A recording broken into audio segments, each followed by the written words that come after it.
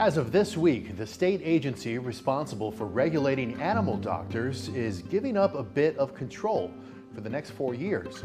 This after the legislature attached the Texas Veterinary Board to another state agency, the Texas Department of Licensing and Regulation, to try and get it back on track. KXAN investigator Avery Travis first time covered issues at the vet board last year, and now she has more on why lawmakers believe this partnership will help. My goal is really to make the vet board the best small agency in the state of Texas. A tall task for new executive director Brittany Sharkey at an agency Texas lawmakers have had their eyes on for years.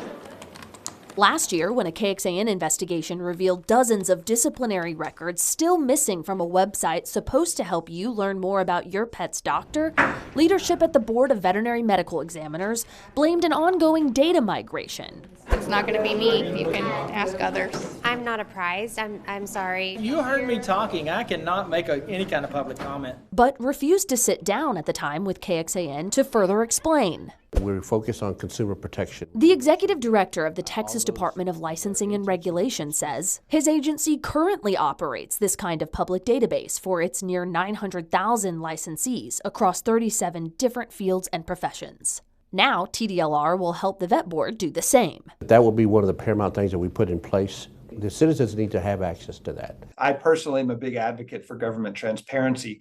You have a problem, though, if the agency itself can't find its own records. Senator Nathan Johnson's bill created the 4-year partnership, but he wants to see progress on record keeping and management sooner. Within 2 years, I want to see them collecting the kinds of information they need.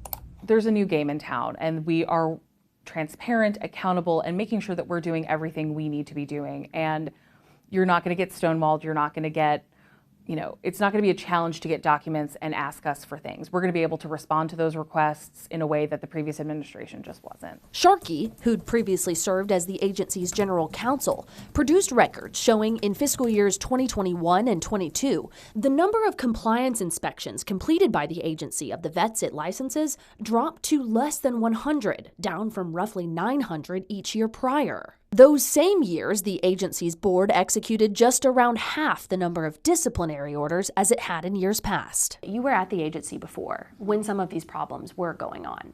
How can Texans be sure that you're going to shepherd this agency in a different direction?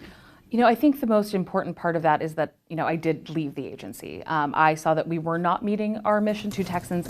Sharkey returned after the agency's top leadership stepped down amid KXAN's coverage.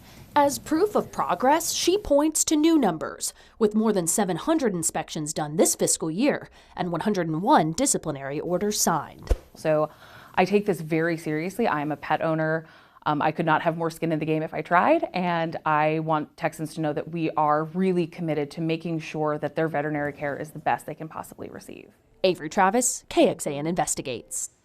During the temporary attachment, the vet board will act as an advisory committee to TDLR, which will have authority over most administrative decisions. TDLR will then submit a list of recommendations to the legislature in 2 years, and in 4 years, the vet board will undergo another review before lawmakers determine if they can become an independent agency again.